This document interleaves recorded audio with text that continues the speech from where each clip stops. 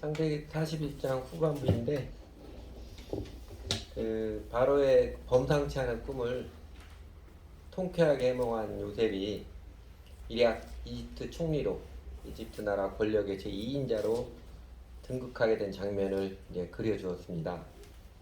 그러니까 요셉은 이제 단박에 이집트 총리가 되어서 바로 임금으로부터 옥새 반지도 부여받고 공개적으로 나라의 제2인자임을 인증받고 이집트 측의 새로운 이름 타브낫 바네아라는 이름도 받았습니다. 타브낫 바네아 뜻이 명확하지 않습니다.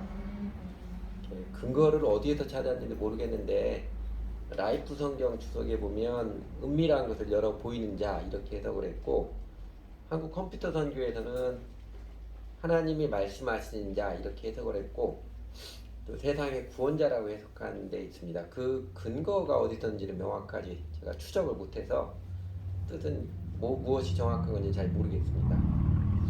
그리고 이집트에서 유력한 집안의 딸과 결혼하여서 므낫세와 에브라임 두 아들을 낳았으며 7년의 풍년을 거쳐서 7년의 흉년이 이어지는 때까지 총리로서 요셉이 온 이집트를 다스리면서 하는 이야기입니다. 한마디로 요셉에게 하나님께서 대박 은혜의 문을 열어준 이야기입니다. 마침내 대박 은혜의 문을 열어준 이야기입니다.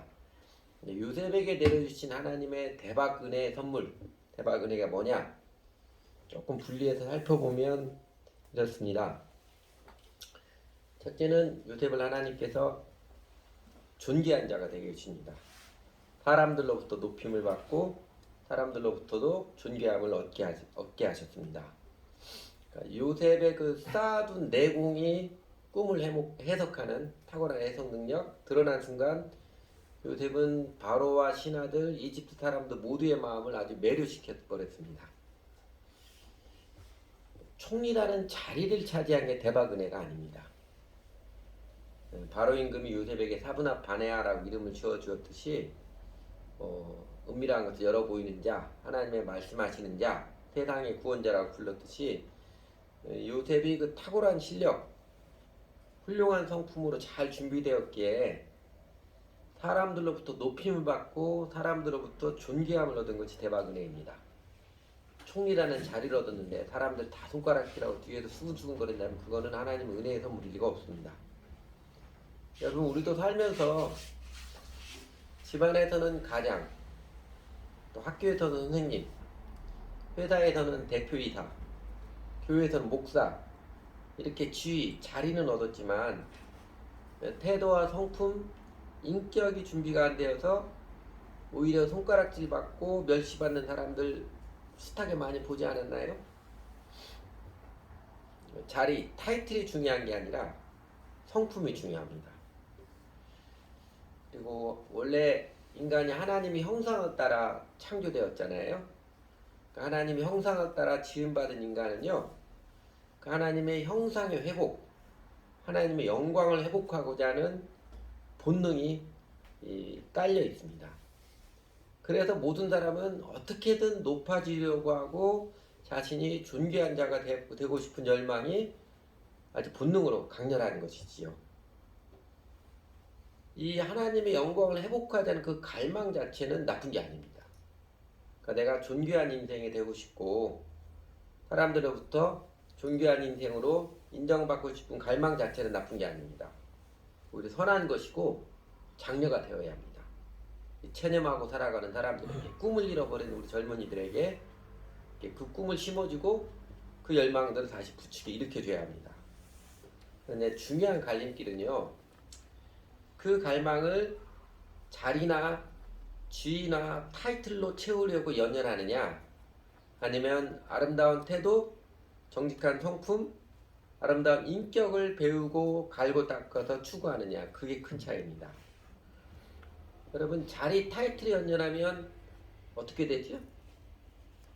존귀해지는 게 아니라 사람들로부터 도리어 멸시를 받습니다. 오히려 자리, 타이틀 이런 것에 초연해서 다른 사람을 사랑으로 잘 섬기고 정직하게 일하는 태도와 습관, 그 성품을 잘 개발해 나가는 자가 도리어 사람들로부터 존귀함을 얻습니다. 더 큰 문제는 이것이지요. 사람이 이 자기중심성, 죄인의 본성을 회개하지 않고, 알지도 못하고 알아도 회개하지 않고, 그래서 자신의 살아가는 태도와 성품을 개발시키려 하지 않고 스스로 어떻게 해서든지 자기를 높이려고 하고, 더 나아가서 자기가 높은 사람인 척, 존귀한 사람인 척하면 그럼 어떻게 됩니까? 그러면 참 꼴불견이 됩니다. 여러분, 내가 높아지고자 하면 참 추해지잖아요. 이런 추한 습관은 부단히 벗는 연습을 해야 합니다. 존귀한 사람이 되는 것, 하나님의 영광을 누리는 길은요, 우리가 요셉에게서 계속 보았던 것처럼 자기 부인의 삶을 추구하는 자에게 내려주시는 하나님의 대박 은혜의 선물입니다. 요셉 성경에는 쉽게 쓰였지만 앞에서 보았듯이 잡다한 일들, 아주 귀찮음을 극복하고 다 잘 행하는 가정 총무를 탁월하게 하는 데에는요, 자기 부인의 마음이 습관이 된 모습이고요, 상처와 분노가 많은 죄수들을 잘 다스리는, 그들과 잘 다스리는 옥중 총무를, 감옥 총무를 탁월하게 하는 데에는 자기 승질대로 하지 않는 자기 부인의 태도가 바탕에 배어 있었기 때문입니다. 가끔 영화나 드라마에 보면 그 감옥에 있는 죄수들이나 간수들, 폭력을 아니고는 다루지 못하잖아요. 거친 사람들이라. 이 간수들도 승질을 못 참고 그러는데, 그 죄수들을 잘 다스리는 애는 자기 승질대로 하지 않는 자기 부인의 태도가 바탕에 배어 있기 때문입니다. 그리고 요셉의 탁월한 지혜도 하나님을 경외하는 마음, 자기 부인이 바탕이 된 요셉의 심령에 내려주신 하나님의 은혜의 선물, 은총입니다. 그러니까 일약 이집트 총리로 등극하게 된 요셉, 우연히 해몽 한번 잘해가지고 로또 당첨된 거 아닙니다.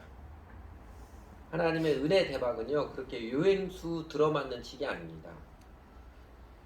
하나님의 연단의 손길 앞에 정직한 믿음, 하나님을 경외하는 삶으로 응답하는 자를 하나님께서 충분히 준비시켜서 마침내 때가 되어서 드러나게 하시는 것입니다. 여러분, 만약 요셉이 어쩌다가 한번 꿈에서 잘해가지고 총리가 되었다면 그 다음에 어떻게 됐을 것 같아요? 그 다음 7년의 풍년기간 동안 각 지역마다 양식을 저장하도록 지시하고 감독하고 하는 게 먹혀 들어갔을까요? 전혀 먹혀 들어가지 않았을 거예요. 금방 아마 다시 또 파문당했겠지요. 이미 가정총무, 감옥총무 거치면서 일하는 지혜, 사람 다스리는 지도력 충분히 준비가 되었기 때문입니다. 하나님으로부터 이 대박 은혜를 입고 사람들로부터 존귀 여김을 받는 길을 직접적으로 가르쳐주는 잠언 말씀 하나 있습니다. 여러분, 작년 올해 잠언 매일 하루에 한 장씩 읽으시는 분들은 혹시 떠오르는 말씀이 있을지 모르겠는데, 이런 말씀입니다. 오히려 글씨가 보기가 좀 쉽지 않은데 이쁘게 쓴다고 해놨는데, 누가 캘리그래피 이쁘게 해놓은 것을 캡처해왔는데 글씨가 보기는 쉽지 않아요. 잠언 3장 3절 4절입니다. 인자와 진리가 내게서 떠나지 말게 하고 그것을 내 목에 매며 내 마음판에 새기라. 그래야 하면 내가 하나님과 사람 앞에서 은총과 귀중히 여김을 받으리라. 그 인자와 진리, 그 사람들을 사랑하며 자신의 말과 행동을 올곧게 들어가는 진리의 태도, 정직한 태도, 이거는 자기 부인이 바탕이 된 성품입니다. 신약 성경의 표현으로는 이 말씀이죠. 오직 사랑 안에서 참된 것을 하여 범사에 그에게까지 잘할지라. 그는 모르니 곧 그리스도라. 에베소 4장 15절 말씀입니다. 요셉처럼 성품, 살아가는 태도, 사랑으로 참된 것을 행하기에 성숙한 사람에게 하나님께서 마침내 사람들로부터도 존귀함을 얻는 대박 은총을 내려주십니다.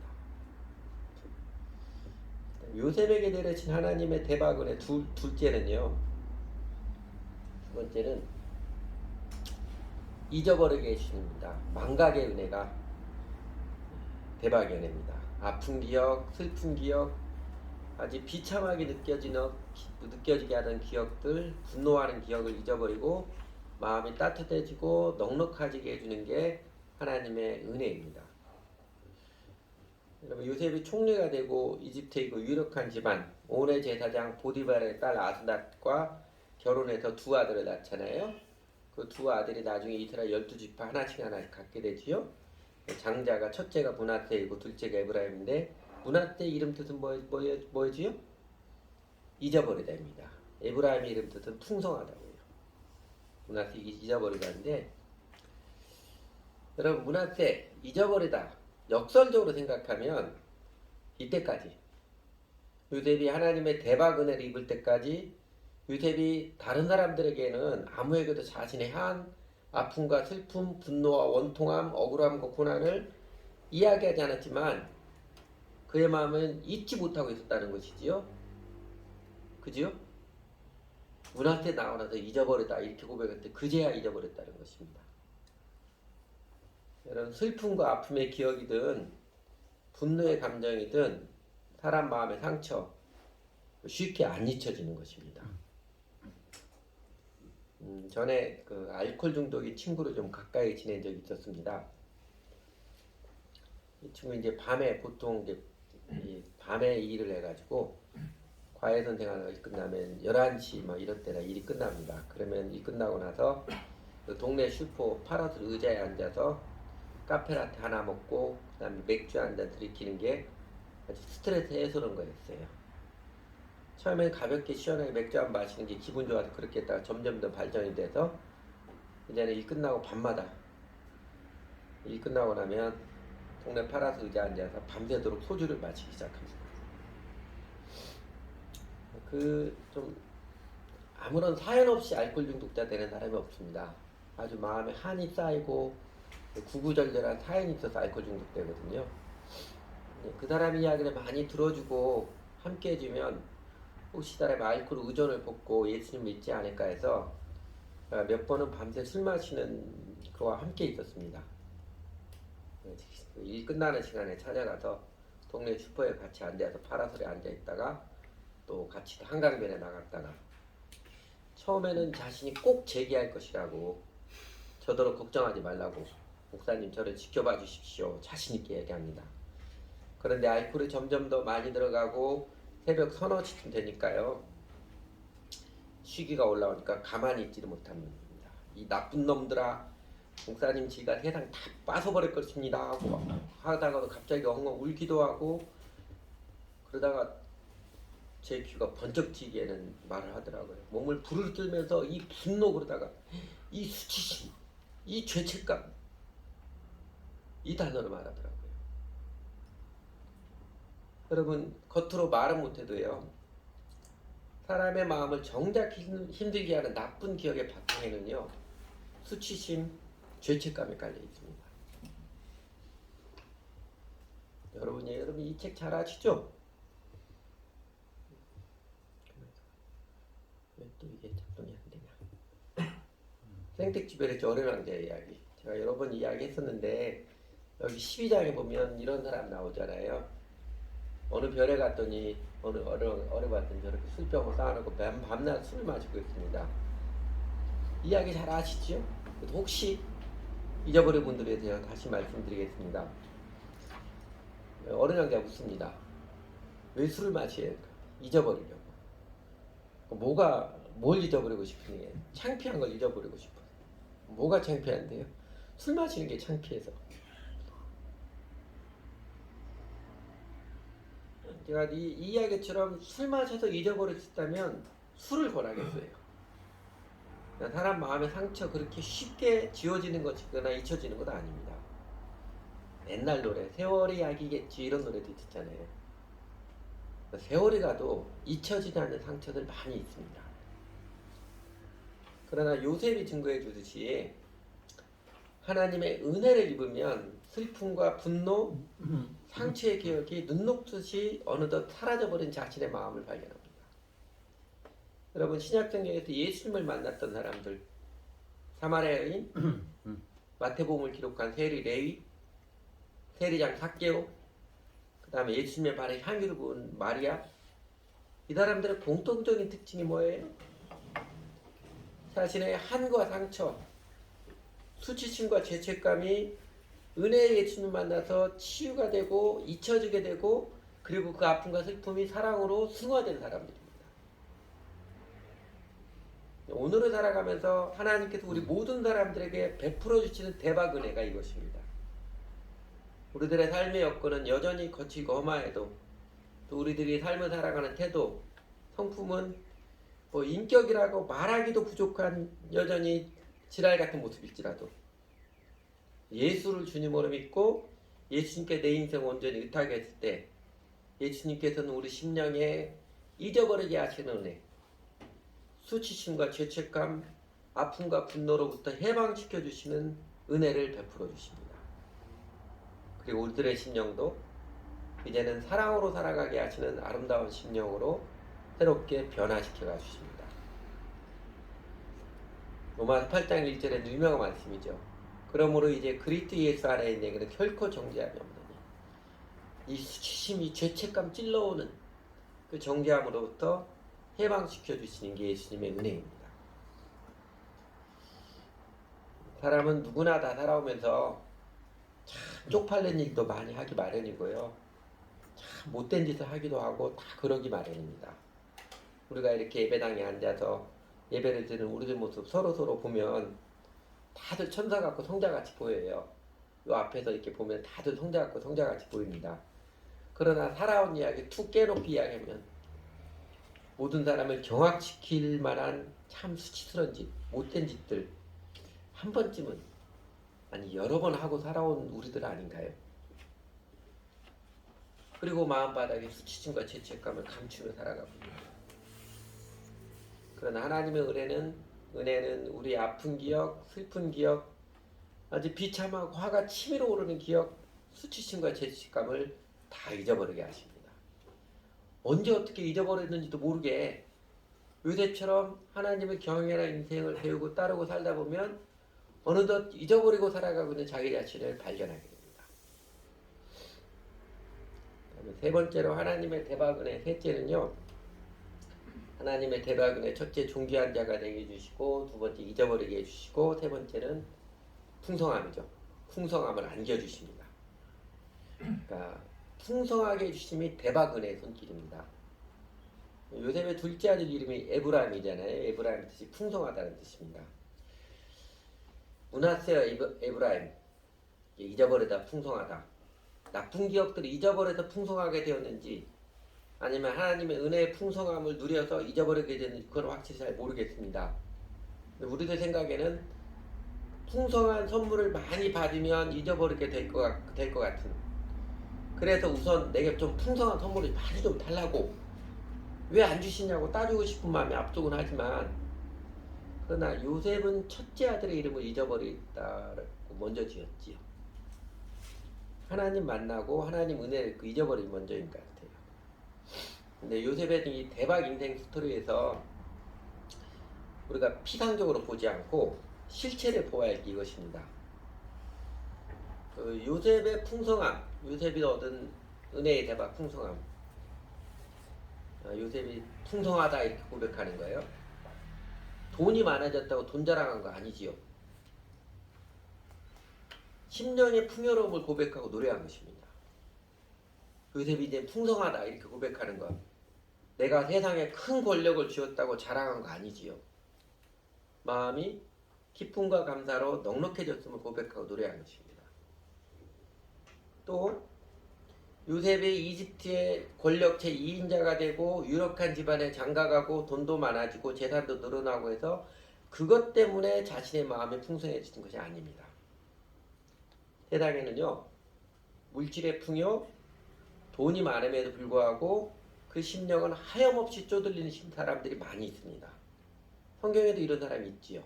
이스라엘 초대임금 사울, 왕의 지위에 있지만 그 심령을 하염없이 쪼들렸잖아요.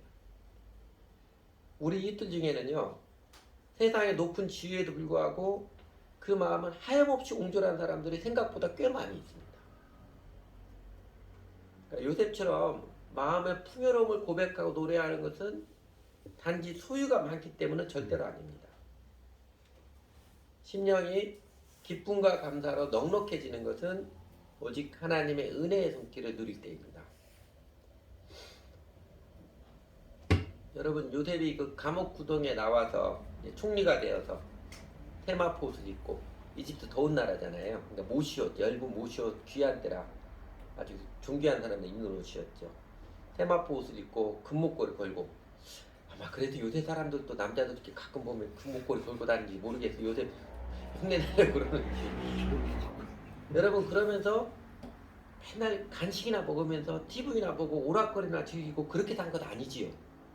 하나님 은혜의 대박을 입었다고 해서 이제는 일 안 해도 먹고 살 만큼 돈도 많이 벌었다. 그래서 맨날 놀기만 하고 그렇게 산 거 아니지요. 요새 가만히 보면 하나님의 대박 은혜를 입어서 더 바빠졌습니다.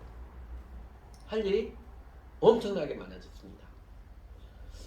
제가 요 성경 창세기 31장 오늘 본문 보면서 아주 흥미롭게 느꼈던 게 45절에 자세히 보면 아주 흥미롭습니다. 45절 이러죠.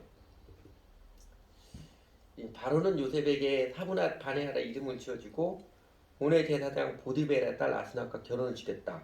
요셉이 이집트 땅을 순찰하러 나섰다. 아니 결혼했는데 신혼여행 가는 게 아니라 이집트 땅을 순찰하러 나섰다.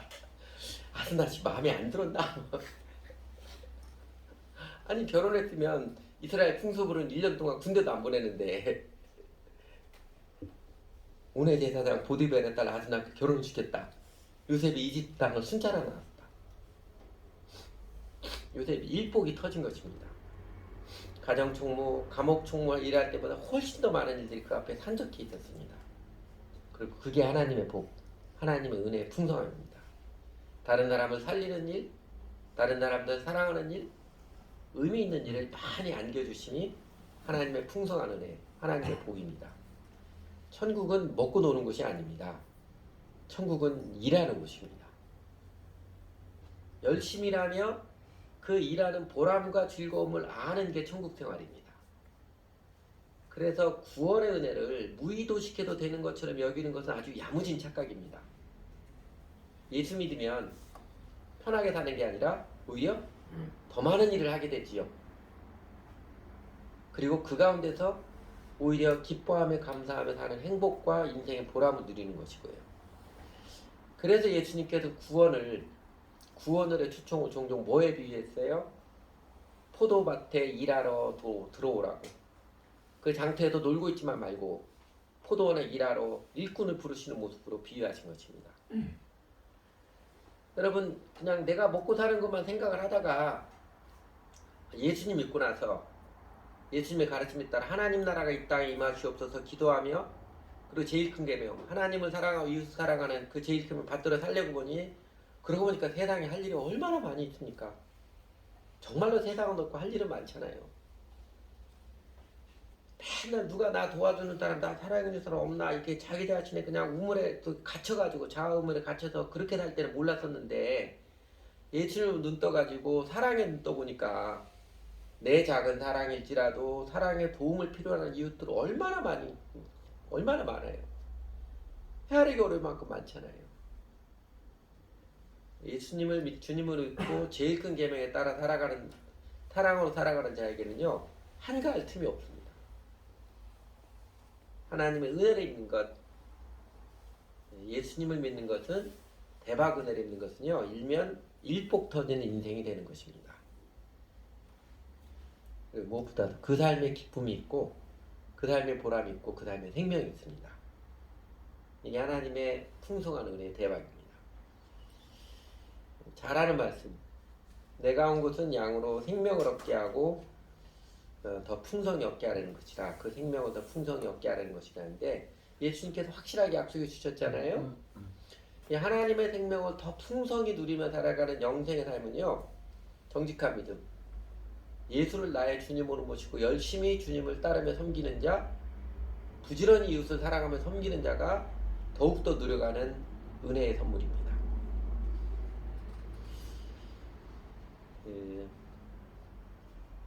이사야 예언자 있잖아요. 예언자 이사야가 하나님을 떠난 인간들의 실체를, 하나님을 떠난 사람 인생들의 실체를 이렇게 진단했지요.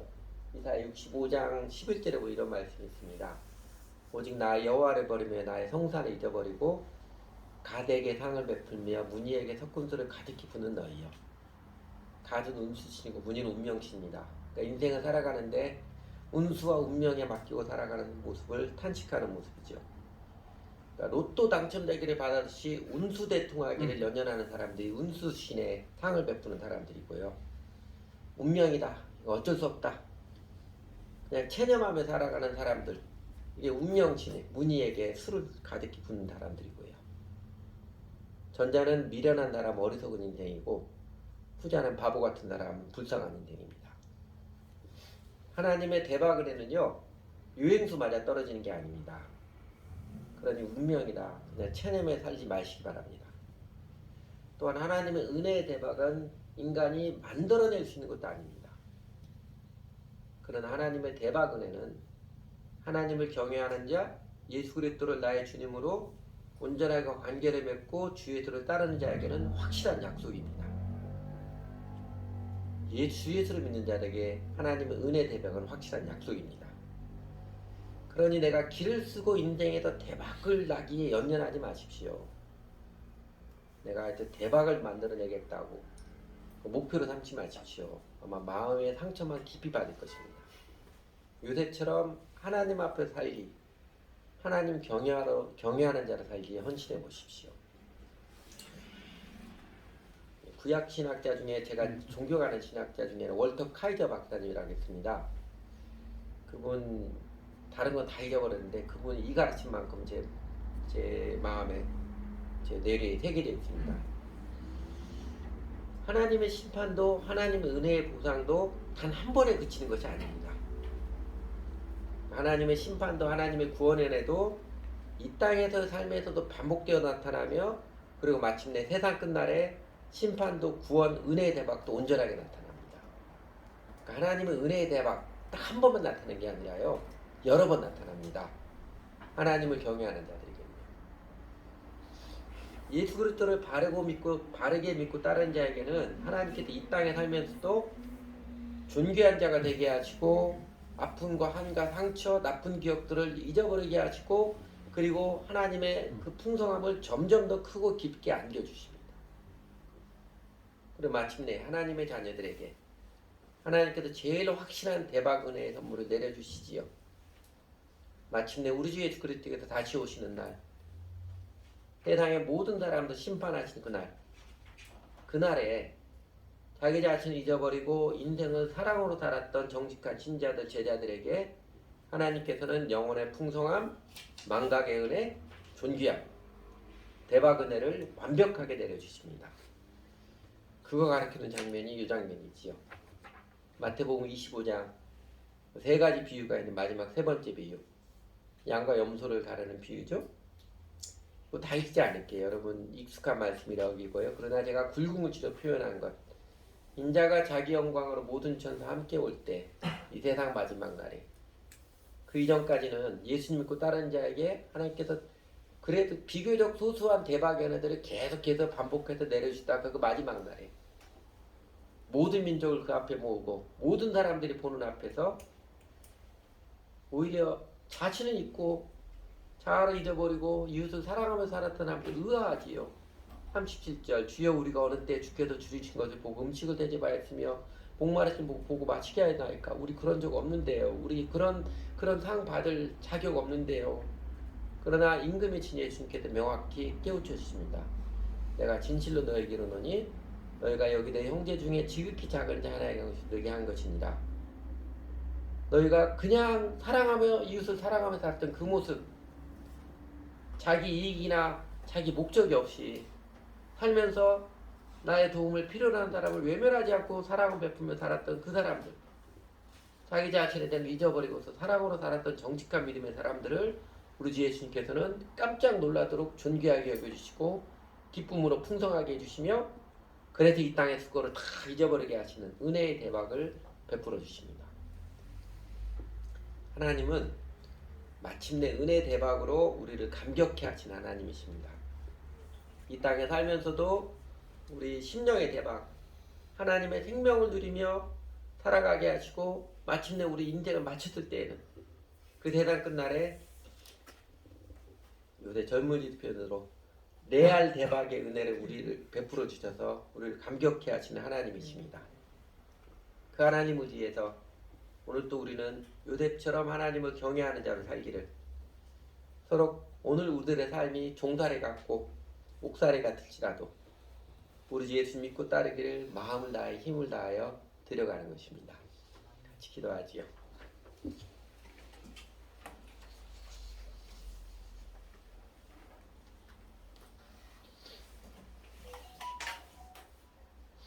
오늘 또 여러분 설교 통해서 하나님 성령께서 여러분 마음에 생각되게 하시는 것, 느끼게 하시는 것 붙잡고 입술을 열어서 한번 우리 다 같이 기도하도록 하겠습니다.